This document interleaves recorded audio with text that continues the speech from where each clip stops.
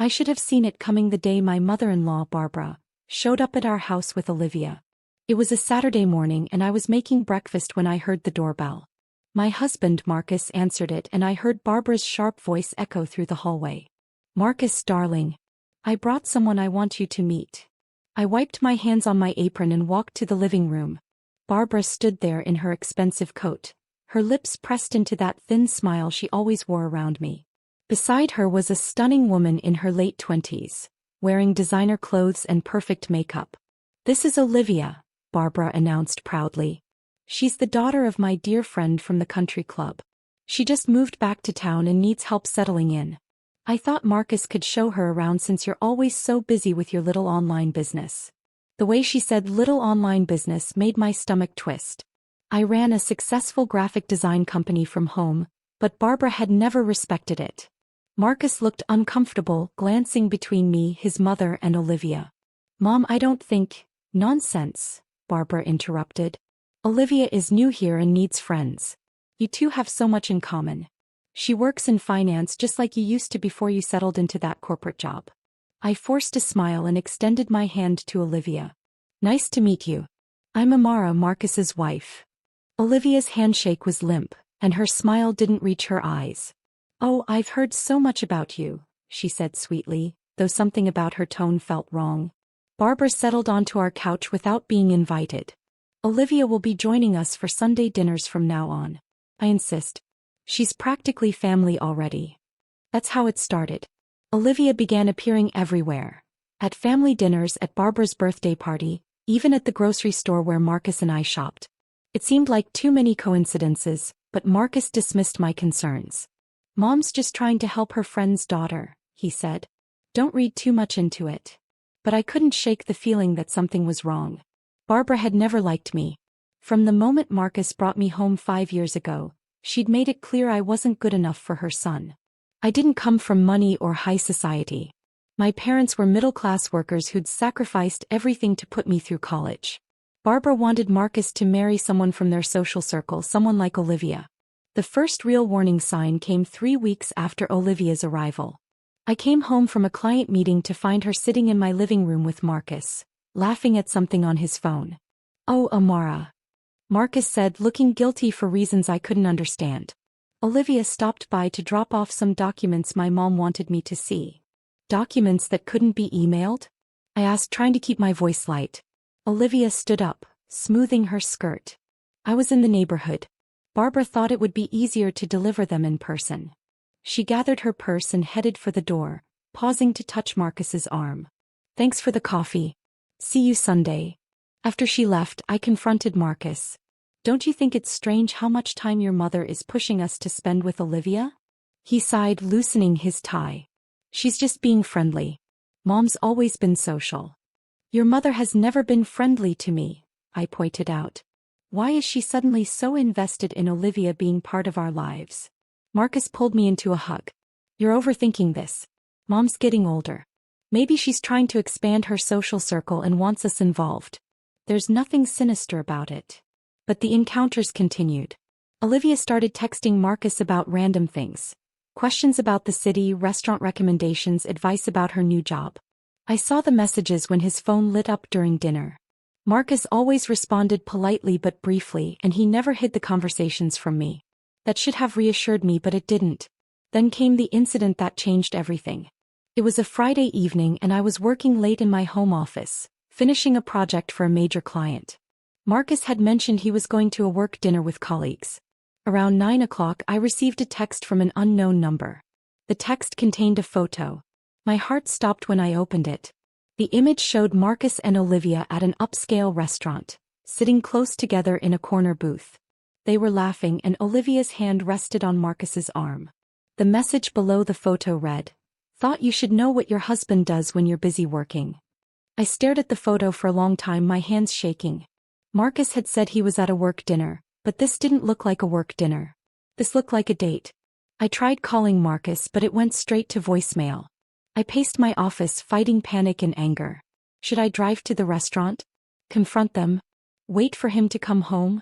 Before I could decide, another text came through from the same unknown number. "There's more. Check your email." With trembling fingers I opened my email. There was a message from an anonymous account with the subject line, "The truth about your marriage." Inside were more photos. Marcus and Olivia at coffee shops, walking in the park, sitting in his car talking. The timestamps showed these meetings had been happening for weeks. The email also contained screenshots of text messages between Marcus and Olivia. The conversations seemed innocent on the surface. Discussions about restaurants, weekend plans, and work. But there was an intimacy to them that made my chest ache. At the bottom of the email was a note. "Barbara has been setting this up from the beginning. He wants Olivia for Marcus, not you. They're planning to make you leave." I felt sick. My husband, my mother-in-law, and this woman I barely knew were conspiring against me? It seemed impossible, yet the evidence was right in front of me. When Marcus came home around 11, I was waiting in the living room with my laptop open. "Hey babe," he said cheerfully. "Sorry I'm late. The work dinner ran long and, where were you really?" I interrupted, my voice cold. His smile faded. "I told you, work dinner with colleagues from the Acquisitions department." I turned the laptop toward him, showing the photo of him and Olivia at the restaurant. "Then why do I have pictures of you having dinner with Olivia?" Marcus's face went pale. He moved closer to look at the screen, genuine confusion in his eyes. "What? How did you—" "Amara, this isn't what it looks like." "It looks like you lied to me about where you were tonight," I said, fighting tears. "It looks like you've been secretly meeting with Olivia for weeks." "I can explain," Marcus said, reaching for me. I pulled away. "Then explain. Explain why you told me you had a work dinner when you were actually with her.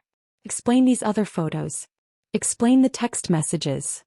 I showed him everything, all the photos, the screenshots, the anonymous messages.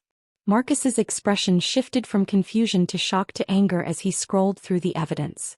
"Someone's setting this up," he said finally. "Amara, yes, I've seen Olivia a few times but never in secret. Those coffee meetings were when my mom asked me to help Olivia with job networking. The park was when I ran into her during my lunch break. And tonight." He paused, thinking. "Tonight was supposed to be a work dinner, but only 2 people showed up, and then Olivia appeared saying my mom had told her to meet us there." "So you did have dinner with her," I said bitterly. "Yes, but not intentionally. She showed up and it would have been rude to send her away. We ate quickly and I left." "Amara, I swear nothing inappropriate is happening." I wanted to believe him. Marcus had never given me reason to doubt him before. But the evidence was overwhelming, and the anonymous sender's words echoed in my mind. "Barbara has been setting this up from the beginning. Your mother brought Olivia into our lives on purpose," I said. "She's trying to replace me with someone she actually approves of." Marcus ran his hands through his hair, frustrated. "My mother wouldn't. Your mother has hated me from day one." I shouted. "She's never thought I was good enough for you. And now she's found the perfect replacement and she's orchestrating situations to push us together." Marcus sat down heavily on the couch. "Even if that's true, I'm not interested in Olivia. I love you. You're my wife." "Then why didn't you tell me about these meetings?" I demanded. "Because they were innocent and I knew how they'd look," Marcus admitted. "I knew you'd be upset and I didn't want to start arguments over nothing. But I see now that keeping them from you made everything worse." We talked until 3 in the morning. Marcus showed me his full text history with Olivia, his call logs, everything. The conversations truly were innocent, polite, friendly, but nothing romantic. He'd genuinely been trying to help his mother's friend's daughter adjust to the city. But someone had photographed these innocent encounters and framed them to look like an affair. The question was, who? The next morning, Barbara called demanding that Marcus come to lunch with her and Olivia. "Mom, I don't think that's a good idea right now," Marcus said on speakerphone. "Nonsense," Barbara insisted. "Olivia is going through a difficult time and needs support. You're being selfish." "No, Mom. What's selfish is you constantly pushing Olivia on us when Amara has expressed discomfort.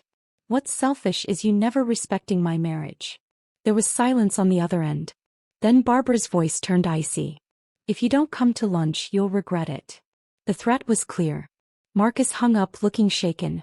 "She's up to something," he said. "We decided to go to the lunch after all, but together. If Barbara was planning something, we wanted to face it united." The restaurant was one of Barbara's favorites, expensive and exclusive. She was already seated with Olivia when we arrived. Her face soured when she saw me. "I didn't invite Amara," Barbara said coldly. "Where Marcus goes I go," I replied, sitting down beside my husband. "We're a package deal." Olivia looked uncomfortable, glancing between Barbara and us. For a moment I almost felt sorry for her. She seemed like a pawn in whatever game Barbara was playing. Lunch was tense. Barbara made pointed comments about my clothes, my career, and my family background. Olivia mostly stayed quiet, picking at her salad.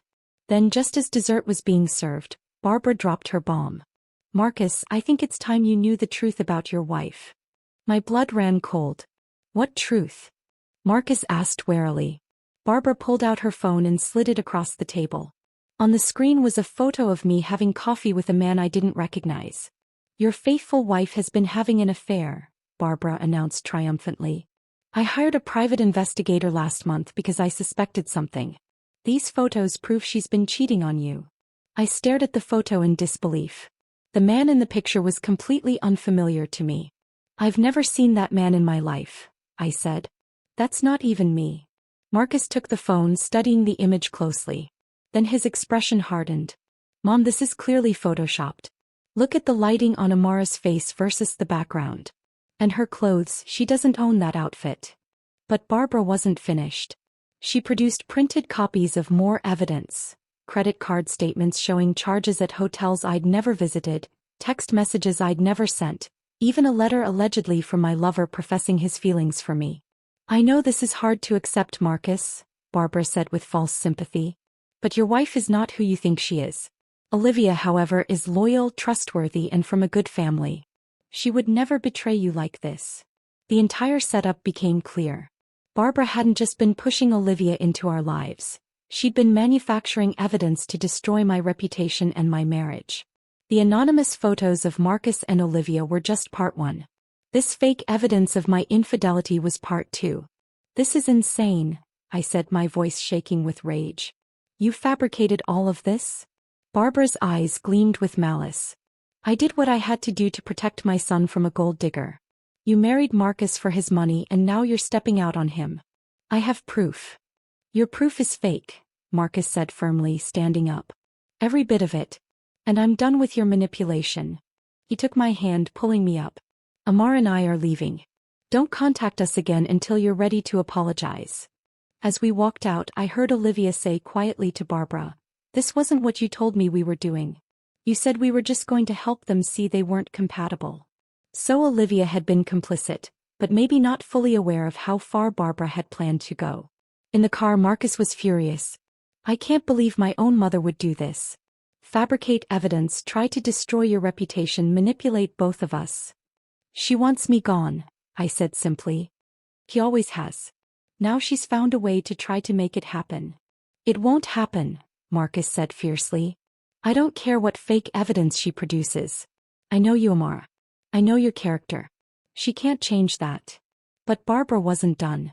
Over the next week, the fabricated evidence leaked to our friends and family. Anonymous emails went out containing the fake photos and documents, painting me as an unfaithful wife. People we'd known for years started looking at me differently. Some believed the lies. Others weren't sure what to believe. My own parents called, confused and hurt by the allegations. "Of course it's not true," my mother said. "But sweetheart, where is all this coming from?" "Marcus's mother," I explained. "She's trying to break up our marriage so Marcus will be with someone she approves of." My father's voice grew hard. "That woman has always been trouble. What are you going to do?"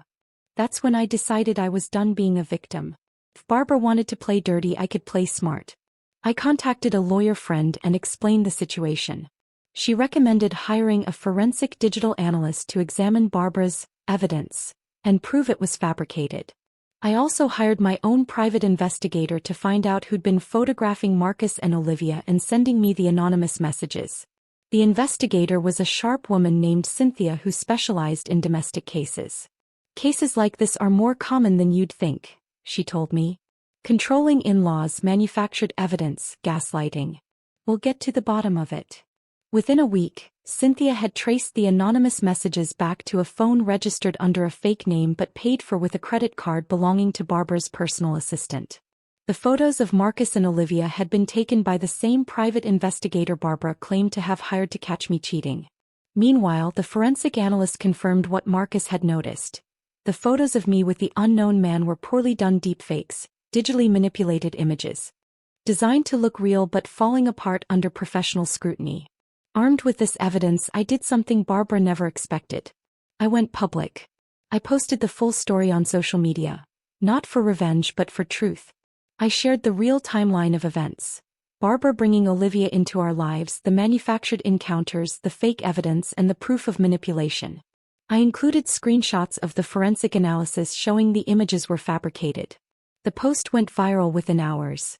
Thousands of people shared it, commented with their own stories of toxic in-laws, and expressed outrage at Barbara's behavior.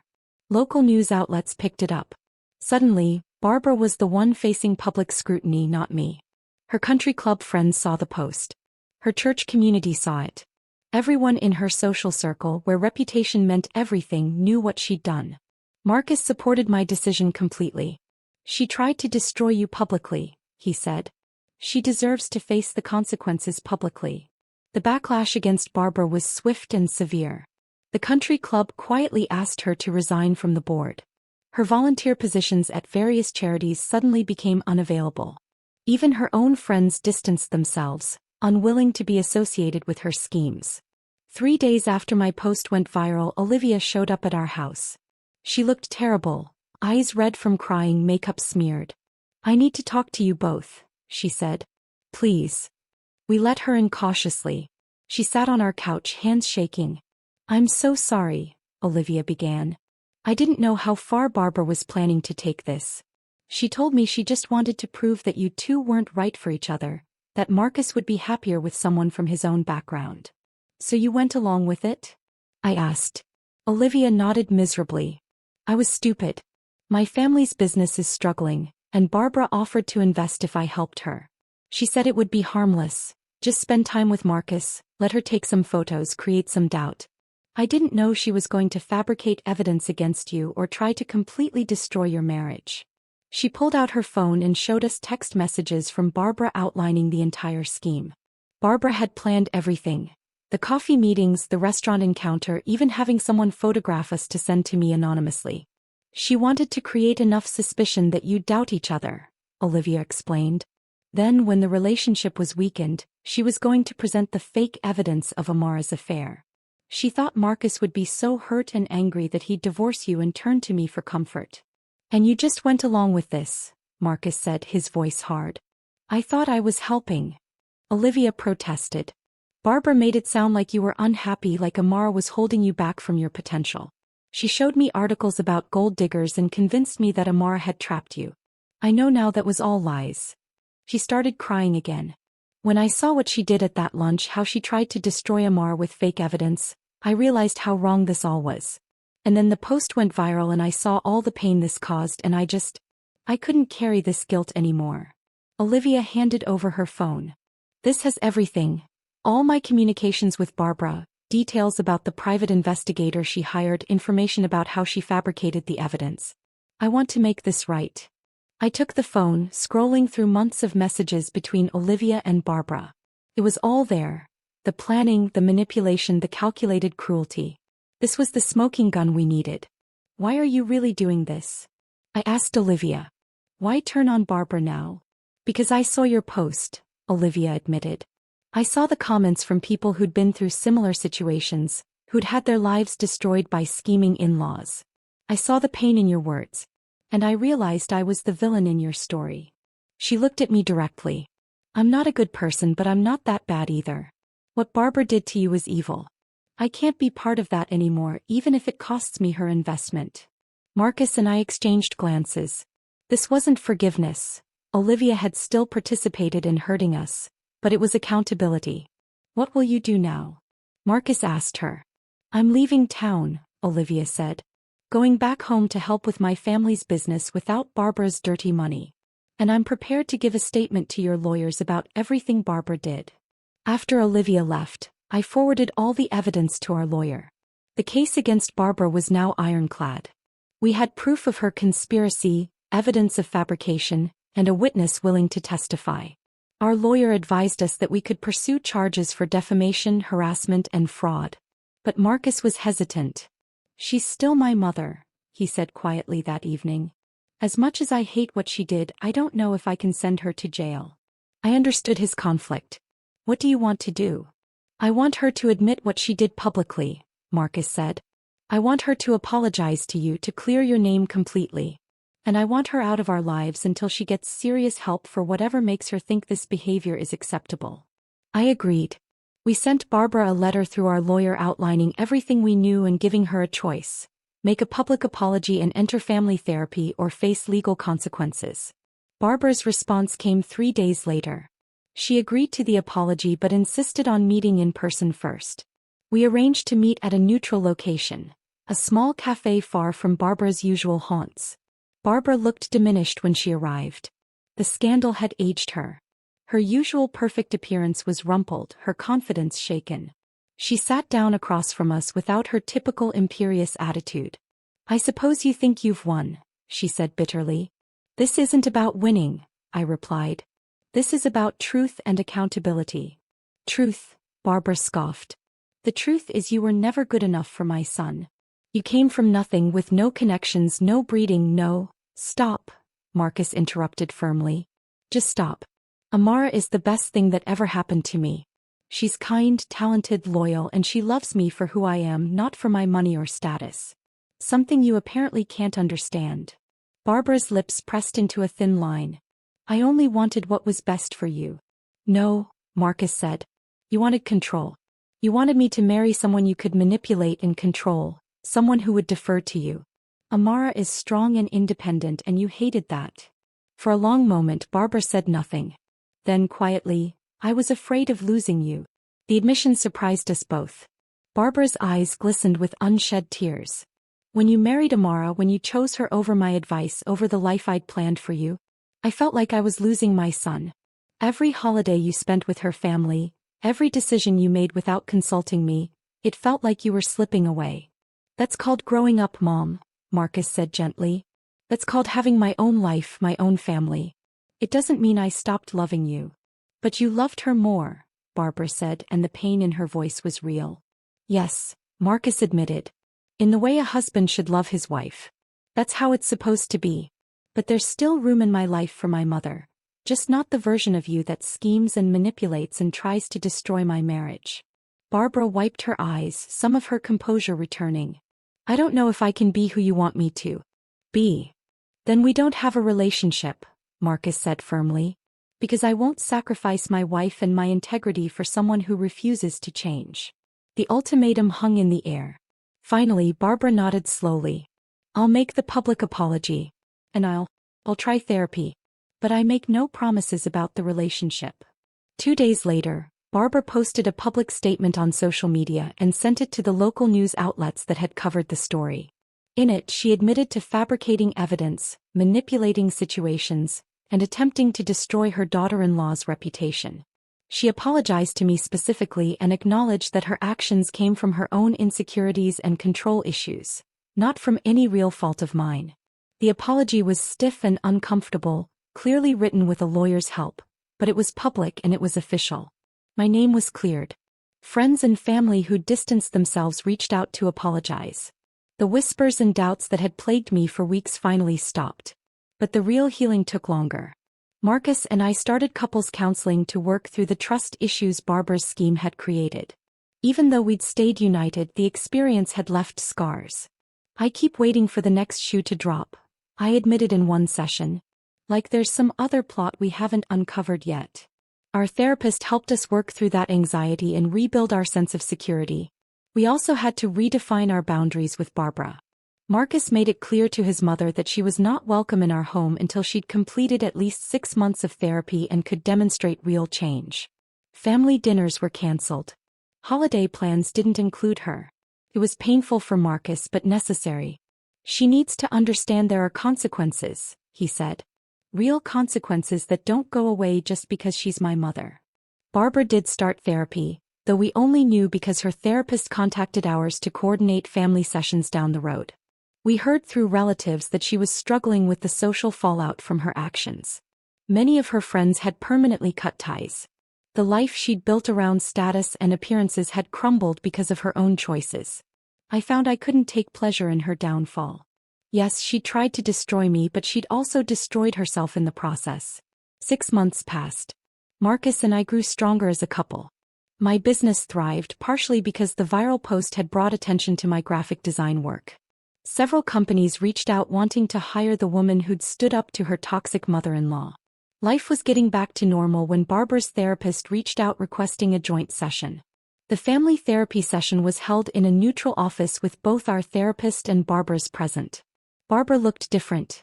Older, quieter, less polished. She'd stopped dyeing her hair and gray streaks showed through. She'd lost weight and her clothes hung loose.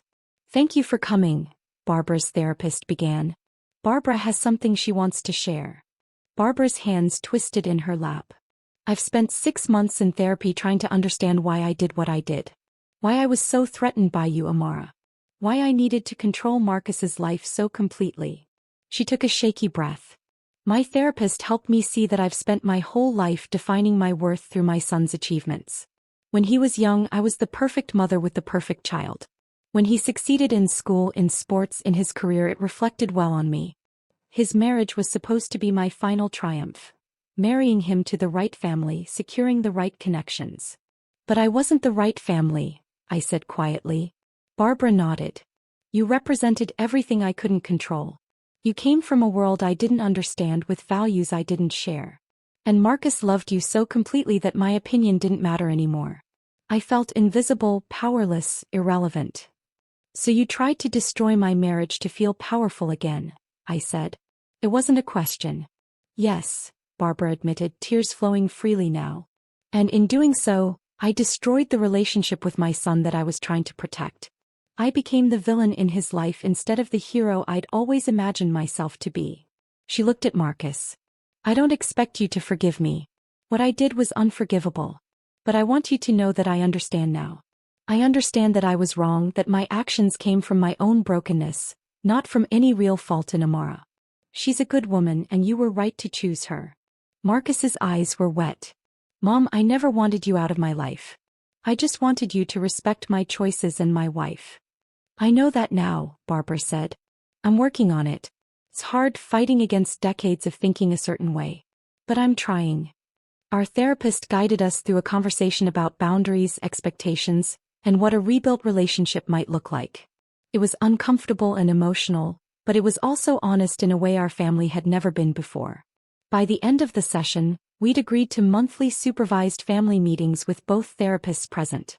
Small steps toward potential reconciliation with clear boundaries and accountability.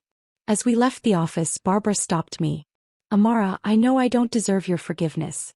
But I hope someday you can at least understand that what I did wasn't really about you. It was about my own fears and failures." I looked at the broken woman in front of me, so different from the confident manipulator who'd brought Olivia into our lives less than a year ago.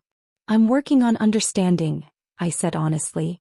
"Forgiveness might take longer." "I'll wait as long as it takes," Barbara said softly. "I've already lost so much. I don't want to lose what little chance I have left." Marcus and I drove home in silence, processing everything. Our journey wasn't over. Healing from betrayal takes time, and rebuilding trust with Barbara would be a long road if it happened at all. But the truth was finally out. The schemes had been exposed. The lies had been confronted.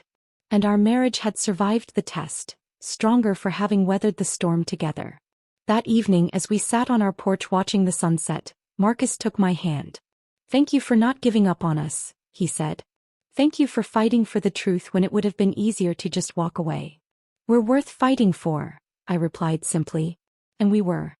Despite everything Barbara had tried to destroy, she'd actually proven something important. That a marriage built on genuine love, trust, and respect could withstand even the most malicious attacks. The truth had shocked everyone. Not just the fabricated evidence and the manipulation, but the real truth that lay beneath. The truth that fear and control destroy relationships. That status and breeding mean nothing compared to character. And that sometimes the people who claim to love us most are the ones who hurt us deepest. But also the truth that healing is possible, that people can change, and that families can be rebuilt on foundations of honesty rather than appearances. Barbara's scheme had failed. Our marriage had survived. And the truth, as it always does, had set us free.